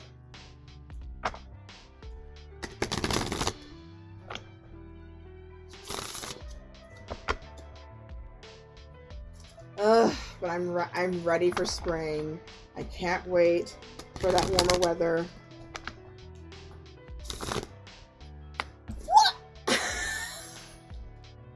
What? Minus 55? You mean minus 5? Cause like at minus 55, it's basically Siberia.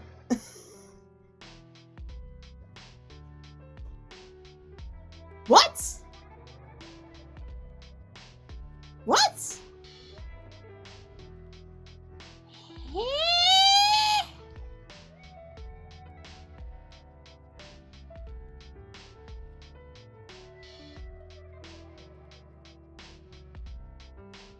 I mean, I don't mind winter when it comes to, like, the prettiness of the snow and stuff, but, like, it's the darkness. It's the darkness on top of the cold. That makes it hard.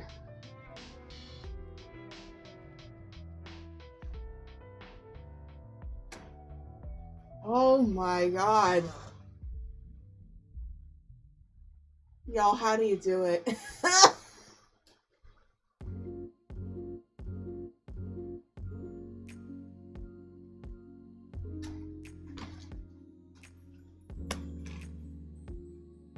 Wait, Momo, aren't you an East Coaster?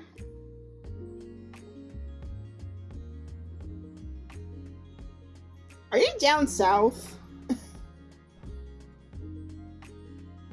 Like, are you down south?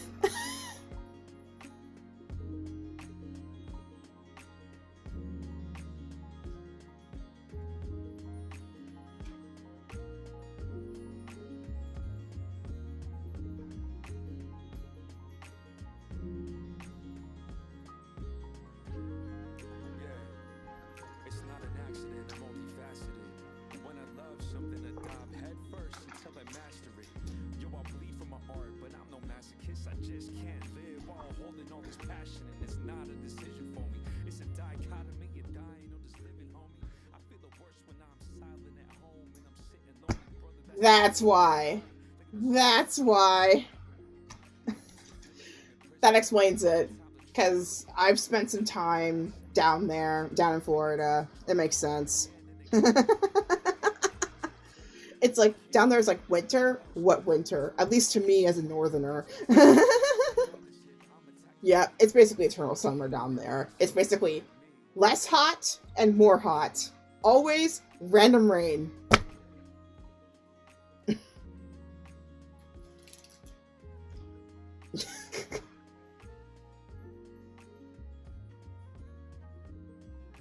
Yeah, I spent some time in Gainesville, and I have family down in Tampa.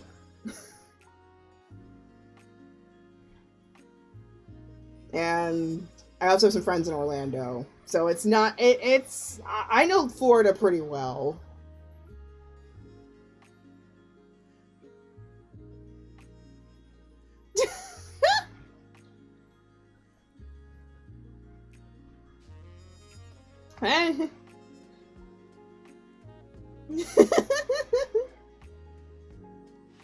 Yeah, I also miss Dunedin. There's like this. There's also this. I also miss Tarpon Springs. Tarpon Springs is one of my favorite towns because it feels like you're in Greece. Dunedin is like Scottish town. Tarpon Springs is Greek. I love those places. I miss them so much. I really want to go back to Tarpon Springs. And apparently it's like a shrine to like Michael the Archangel. And also I really want to go to NOLA, to New Orleans. So bad. I really want to go so bad. And I had this reading where I was recommended that I go to New Orleans next. I still need to go. I still haven't gone yet, but I need to. But anyway, for Hyun, this is your reading for the spring equinox. Now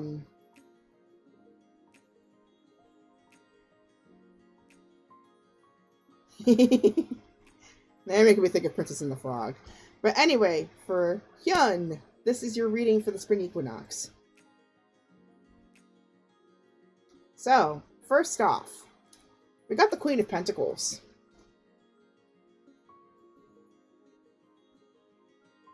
Nolens. Anyway, Queen of Pentacles. Thankfully, because pretty much most of you are subscribed, like, I can basically keep going at this point, so it's great. But anyway, for Hyun, Queen of Pentacles. So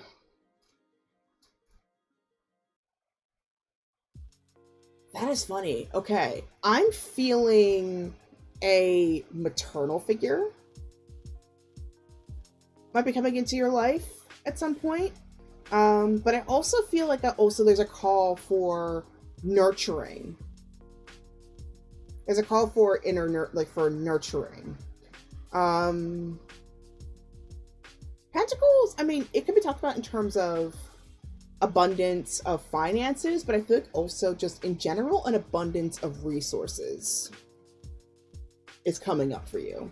Because this version of the Queen of Pentacles also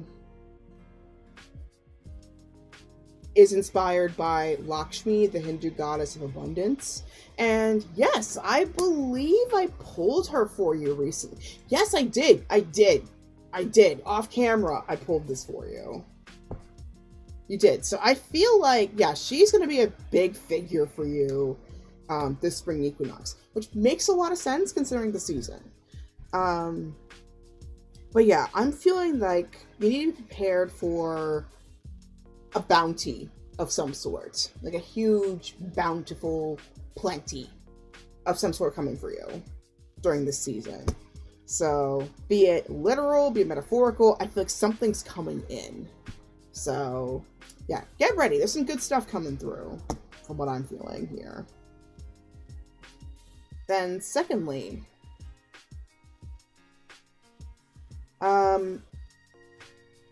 you pulled it for Runcie too. Oh wow. But yeah, secondly, I got the 9 of Swords. So I feel like it's important for you to pay attention to where your thoughts tend to go.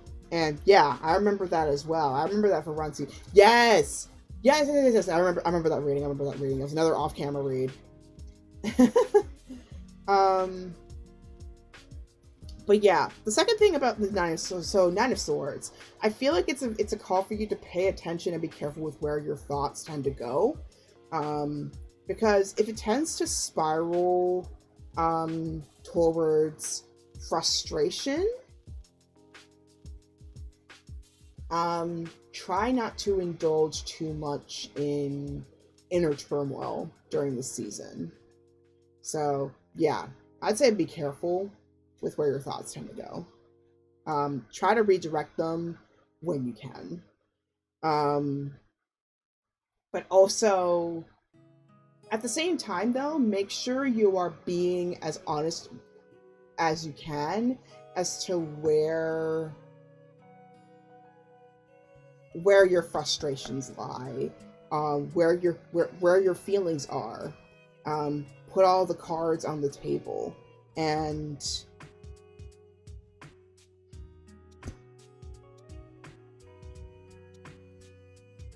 put all your cards to the table, and especially be honest about where you feel guilty for not meeting up to your standards and where you feel afraid of falling short. Yeah, that's very important. Please do that. Please do that with your therapist. When you can. Like, be really upfront.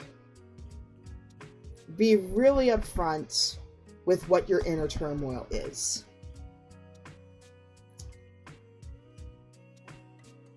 You don't have to sugarcoat it.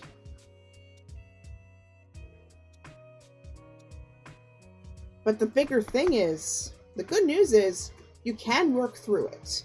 You've got a lot of weapons in your arsenal. So, don't be afraid to use them.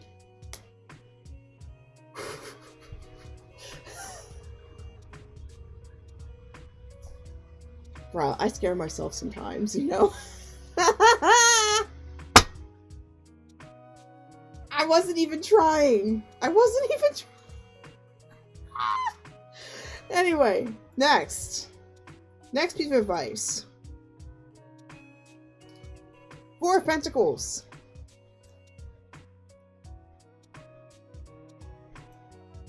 This dragon is very, very, very guarded of its treasure, which has its pros and cons. Because the guarding, yeah, it keeps safe something precious, on the one hand. But on the other hand, the things that need to be utilized fully won't get a chance to be expressed to its full depth. Excuse me. Because it's not allowed to move. So,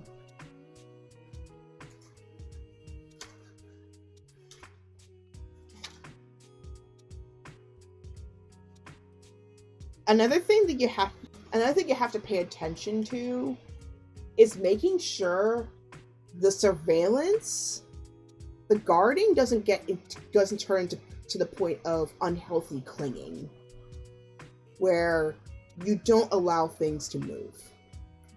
Because things can be rendered useless or meaningless if you don't let them move. I see. So, like, in the case of, with Pentacles, I often think about it in terms of material stuff. With money. Then again, I've been thinking about money quite a bit recently, obviously, because I just paid for my tuition yesterday. But then also, the biggest thing that you have to keep in mind as well, like with money, they do things in particular to stimulate spending money is how the economy gets stimulated. And when things collapse, it's often due to times like it's not necessarily people not having enough money so much as too many people are holding back. Like people are just clinging on. People are like clinging on to like whatever resources they have, thinking that that's going to help it grow. So then eventually, when it gets enough, eventually then they can just like start spending. But externally, it's not how it works.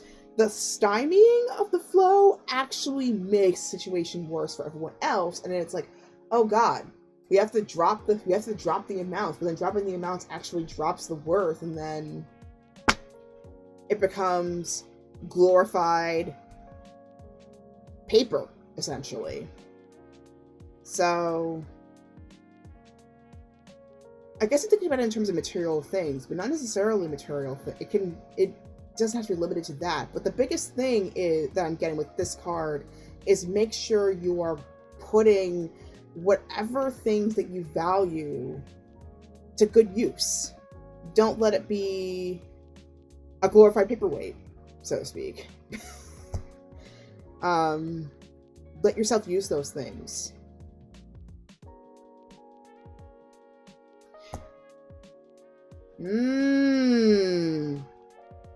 Interesting.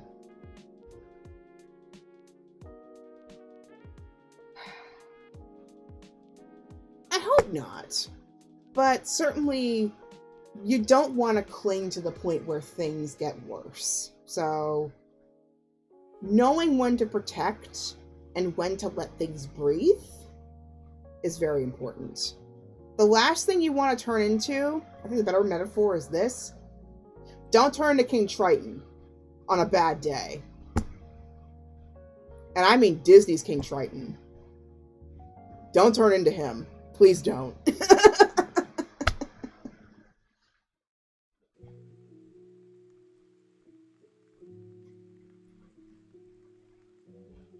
So, finally, we got the Page of Swords. Nice to keep in mind the spring equinox. So, Page of Swords.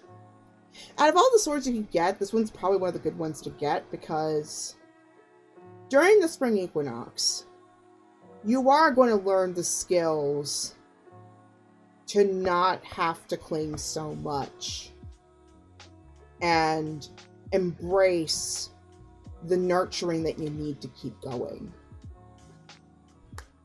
Because Page of Swords, it's not about like self-sabotage or anything like that. It's more so you are learning how to wield your intellect and your thoughts skillfully. And the ability to be honest, you're going to learn how to do that in less harmful ways. And it's important, especially during the spring equinox, to not be afraid to discern what needs a little extra help. And especially when it comes to unhelpful beliefs, to know when to dispose of them. Yeah, therapy especially will be helpful in terms of how to put that discernment to good use.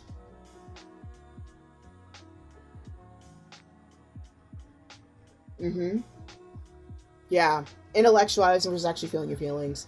Yeah, I mean, I'm guilty of this too. I often intellectualize my feelings to my own detriment. But I feel like now I'm starting to get better at not overthinking my feelings so much. And the important thing is to let the feeling run its course and then think about where did it go? Like where did it start from? And don't be afraid to even scrutinize the things that you still hang on to. I mean, it's something that I do quite a bit. It's like I believe in this thing, but what does it actually mean for me? What's beyond the text? Like, when it comes to pulling these cards, there are some things that I read from the book. There are some things that I remember from Rider-Waite. I cite from other things like astrology or TV shows or movies. Like I just started with the Four of Pentacles. But then also, lately, I've been doing a lot more work to also get in tune with what is it that I'm sensing from this. I'm starting to try to get comfortable more with what am I currently sensing. And I feel like that's where learning discernment is really going to help. Because then that discernment will also make it easier for you to open up and see the full picture. So what I often do, I mean, I haven't been doing my own readings as much as I used to, because oftentimes, like, I mean, I have you and Runcie to read for me a lot of the time. But oftentimes, whenever I'm doing readings for myself, I try to at least get, like, whatever dumpster fire that's in my head, I put it in, I journal it up, I speak it out, I do whatever I need to do just to, like, get it out of my system, like, engage in many senses. And even when I shuffle, I try my best to start to, like, turn down the volume of my rational brain, the one that the piece that often feels like, this is ridiculous, you're not being discerning, you're not being random enough, etc. It's like, shh, shh, shh, shh. It's okay. You're doing all that you can. Some days it's pretty easy. Other times I might need a few shuffles to kind of turn the critic down. Yeah, exactly. Sometimes you have to go through the motions until something comes out.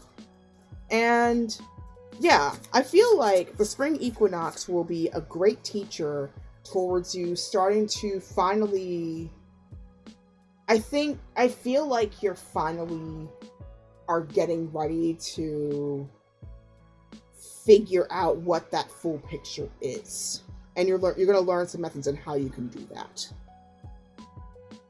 And it's going to be through discernment and learning what healthy nurturing is for you.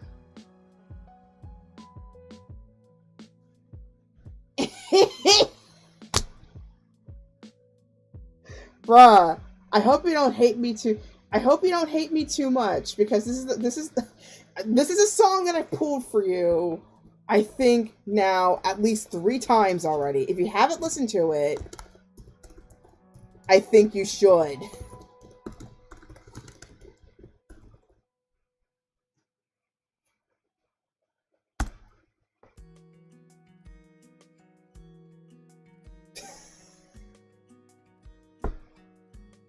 If you haven't listened to it, especially those who trend towards the self-hate train, please do.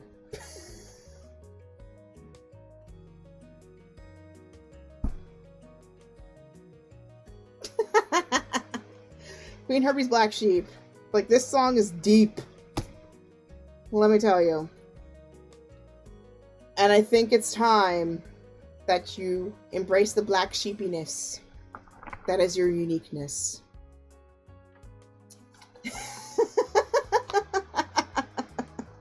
You gotta embrace it.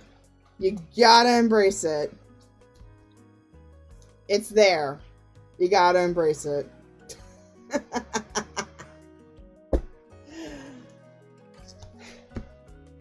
If you keep shoving it back, that's how it keeps coming back. Trust me. I've had my own version of this. Let me tell you a story. Let me tell you a story here. It's from personal experience, okay?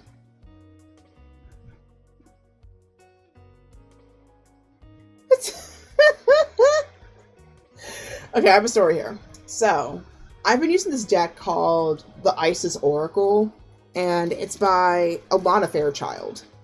And this deck I've been using for years. And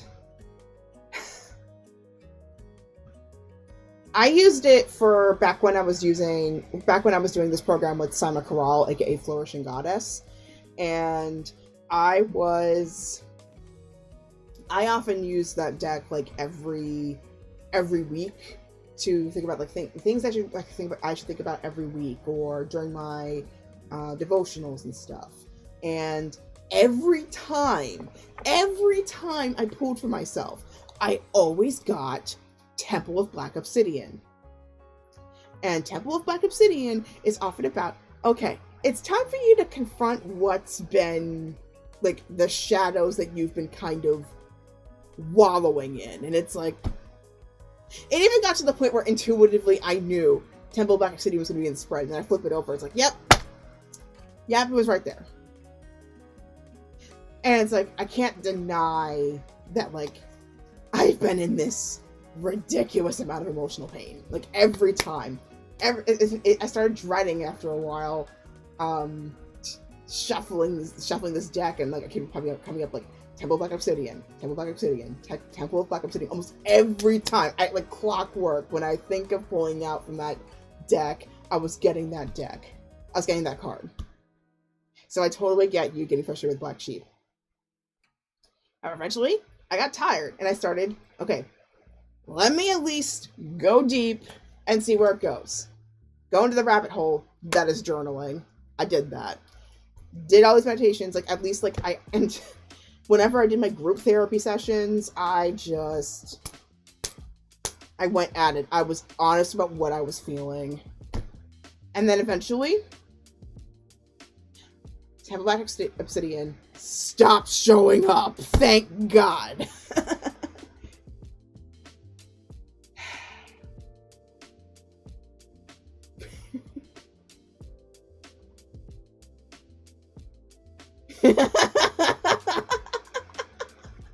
But yeah, the card stopped showing up for me. It showed up for other people, but it stopped showing up for me for a little while.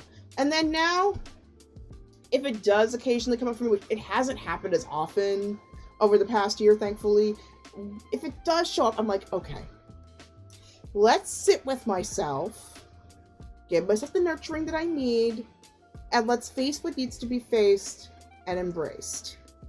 Because the biggest thing that you gotta remember when it comes to facing these things is don't face it with more criticism. Because, I mean, the criticism, ironically, might have been the thing that got you there in the first place. It's more so, you gotta embrace it instead. You gotta nurture it. Because oftentimes, that thing that's been kind of like you've kind of been annoyed at, actually might have been protecting your keister the whole time. Believe it or not, ironically. That thing that you might find, you and your friends and your family might find annoying, might have been protecting your butt this whole time. So you gotta show it some gratitude sometimes.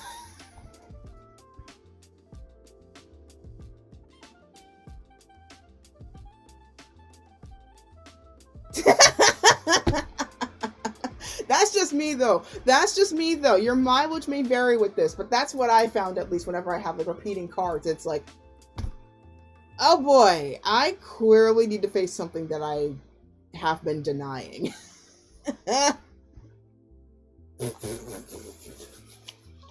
Anyway, I'm going to pull one more card for the collective here. Things that you guys should probably think about. And then we're going to leave it.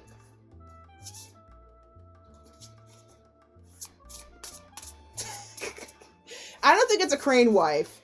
I disagree. I don't think it's a crane wife. It's not a crane wife. Especially if you listen to the lyrics. It's not a crane wife.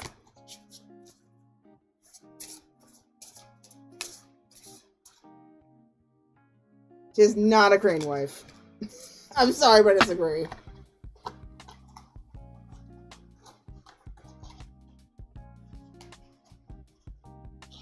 But yeah, I mean, that was it. Like, that was for me what the convention was too, Fern.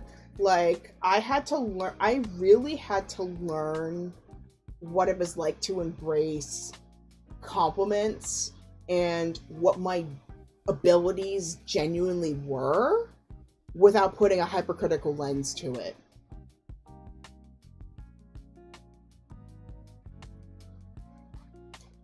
Like, accepting compliments. You know, I always have there's always this urge for me that I need to like reciprocate with another compliment to like make sure it's equally given. And I just needed to just let myself embrace and receive it. And if I wanted to say a compliment, it just naturally comes up. I don't have to like force it out. And I found that surprisingly to be less exhausting for me.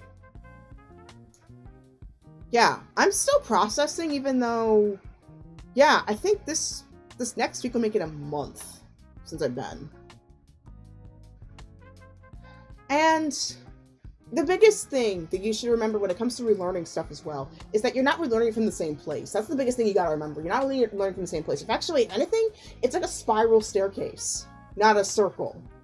Because you're seeing that thing that you learned maybe like a few steps earlier from a higher spot. You have more experience now. So now you can look at it eventually from a higher plane, and then a higher plane, and then another higher plane, and then eventually it's kind of out of your sight because now it's in your system.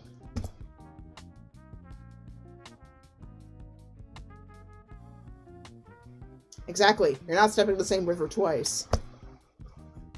So. Oh, okay. So I got a couple of songs for you. So first, stretch marks. My stretch marks I show so you see all my growth. So I like this one. And yeah, I think this is a prescription for all of us. Let's embrace our inner black sheeps, people. Let us all embrace our inner black sheeps. It's a good song, by the way. And I feel like even if you're not looking at it from a personal context, certainly, I mean, I don't know if Queen Herbert intended this or not, but certainly from an autobiographical context, it's a really interesting one to think about. Yeah, me too. I've always been the black sheep when it comes to my interests. I've always been that.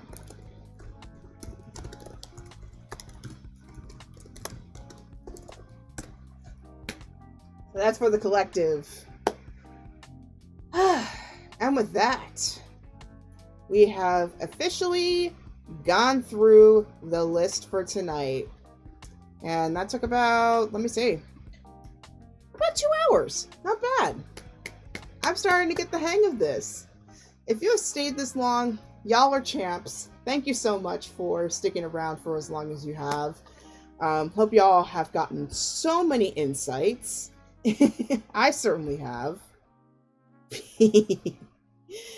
All right, so here's where you can find me next. So tomorrow I will do my Oracle forecast for this upcoming week. So keep an ear out for that notification for me to pull out some cards for the week. It's also the week of St. Patrick's Day. So, and also Ostara. So a lot of big things coming up. And also, oh yeah, the new moon. New moon's also coming up too. So 3 things coming up. So get ready for some really, really big stuff coming. I feel like this month has gotten deep. So other stuff that's happening. So Dandara Trials of Fear Edition, I feel like we're almost done. I feel like this week, if not next week, we're going to be done with this game. So keep an eye out for that. I also am playing Destiny 1. I'm still working on getting the expansion pack for that. Of course, feel free to donate to the cause if you feel like it. Of course, 100% optional. But we will continue on with the plot. We just hit Mars last episode, so we're going to continue with the Martian missions in the next playthrough. And we also have Jack and Daxter, the Precursor Legacy. We're working through that as well. And then the Jackbox TV party, we will finally have it this Thursday, so please keep an eye out for that notification for that party, because I know I've had to push it quite a bit, but we finally are doing it super excited. So again, keep an eye out for notifications. Once those games are completed, we're probably going to swap it out for Fatal Frame or a Sonic game. So keep an eye. So whatever I think I might put it to a vote at some point. So whatever you guys want me to do next, I will do it. And in terms of in real life stuff, here are some foundations that I recommend you donate to. World Central Kitchen and Red Cross are good for disaster relief. And Sad Girls Club was the first charity of the season that I contributed to, and thanks to your donations and support, the monthly chat groups are back. If we donate enough, we can get it back to a weekly basis, which will be great because this is a service that is provided for free for people who cannot afford regular therapy. So I recommend contributing to that group. They've been supportive to me during COVID, so it only feels right that I give back to them in some shape or form. And the charity of this season is Congressional Black Caucus Foundation, which will help support current and future Black politicians in the United States. And there will be a new charity that I will support starting in Ostara next week, so keep an eye out for that. Anyway, here's all my social media. You can find me outside of this channel. I have Discord, I have Blue Sky, I have YouTube channels, I have a Substack, thirdnerd.substack.com. I also have a coffee shop. You can donate or shop if you like. I am working on a couple of listings. They should be up by the end of this stream. I just needed to get some photos up there. I have it all typed out, ready to go. It's just literally just posting it. But anyway, I have a code I have a product code Shamrock. If you use that, it'll give you 25% off your purchase, and it will end by the beginning of Ostara on the 22nd. I don't know if it's the entire purchase or per item, so you might want to let me know what you find if you decide to purchase from me. It includes a PDF report that gives a super detailed reading. Like what I do here just scratches the surface. I go even deeper in my written readings. So if you really vibe with this and you want more from me, this is a way to do it. And I also do video and audio recordings, which are sold separately. Finally, this episode was filmed in the lands of the Nanticoke and Lenape peoples. To learn more about whose indigenous lands you occupy, as well as ways you can contribute to the project yourself. I especially call on my African and Asian siblings to contribute to this project because even though we have a different name for these tribes, we call them ethnic groups, they very much explain the same thing. So please contribute to the project because it will help a lot of people reconnect with their roots. So learn more about the project, visit native-land.ca. And special thanks to Chill Hop for all of the tracks. They recently released their Spring 2026 collection. If you haven't listened to it, highly recommend you do. It's really good. Anyway, for those who are on Twitch, stand by for a raid. But for those who are on YouTube, this is the end of the video. So until next time, happy Pie Day. Enjoy those slices, whether it's pizza or dessert. Stay safe out there, whatever weather conditions you're enduring. Please stay safe, especially I've been hearing some news that in the United States, we might be getting some pretty intense weather, so please be careful. And of course, as always, may your heart be your guiding key. Till next time, everybody, I will see you later. Bye, everybody.